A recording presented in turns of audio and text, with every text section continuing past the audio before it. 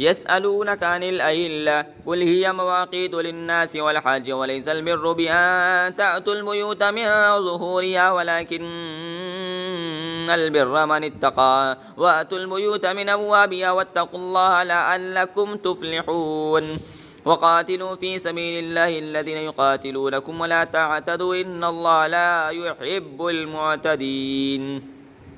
وقتلوهم حيث ثقفتموهم وأخرجوهم من حيث أخرجوكم والفتنة أشد من القتل ولا تقاتلوا من هذا المسجد الحرام حتى يقاتلوكم فيه فإن قاتلوكم فاقتلوهم كذلك جزاء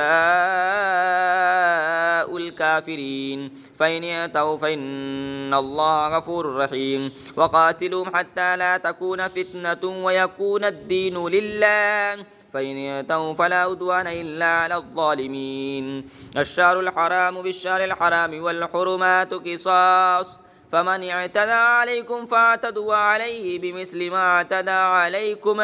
واتقوا الله واعلموا أن الله مع المتقين وأنفقوا في سبيل الله ولا تلقوا بأيديكم إلى التهلكة وأحسنوا إن الله يحب المحسنين وأتموا الحج والعمرة لله فإن أحصرتم فما استيسر من الهدي ولا تحلقوا رؤوسكم حتى يبلغ الهدي محله فمن كان منكم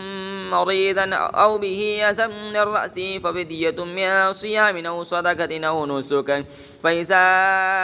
أمنتم فمن تمتع بالأمرة إلى الحج فما استيسر من الهدي فمن لم يجد فصيام 3 أيام في الحج و7 إذا رجعتم تلك 10 كاملة ذلك لمن لم يكن أهله حاضر المسجد الحرام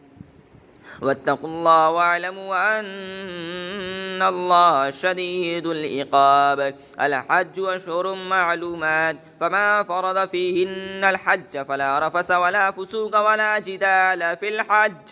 وما تفعلوا من خير يعلمه الله وتزودوا فإن خير الزاد التقوى واتقون يا أولي الألباب ليس عليكم جناح أن تبتغوا فضلا من ربكم فإذا أفضتم من عرفات فاذكروا الله عند المشعر الحرام واذكروا كما هداكم إن كنتم من قبله لمن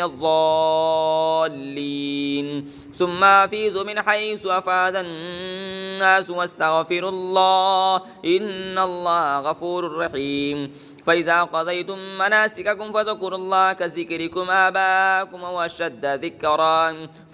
فمن الناس من يقول ربنا آتنا في الدنيا وما له في الآخرة من خلاق ومنهم من يقول ربنا آتنا في الدنيا حسنة وفي الآخرة حسنة وقنا عذاب النار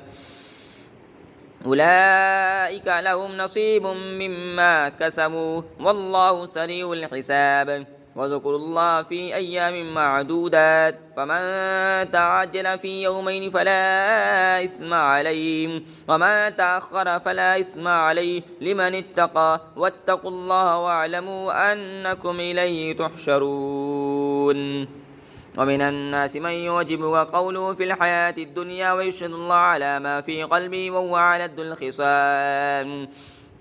وإذا تولى سعى في الأرض ليفسد فيها ويهلك الحرث والنسل والله لا يحب الفساد وإذا قيل له اتق الله أخذته العزة بالإثم فأصبحوا جهنم ولبئس المهاد ومن الناس من يشري نفسه ابتغاء مرضات الله والله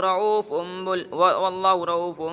بالعباد يا أيها الذين آمنوا ادخلوا في السلم كافة ولا تتبعوا خطوات الشيطان إنه لكم عدو مبين فإن زللتم من بعد ما جاءتكم البينات فاعلموا أن الله عزيز حكيم هل ينظرون إلا أن يأتيهم الله في ظلال من الغمام والملائكة وقضي الأمر وإلى الله ترجع الأمور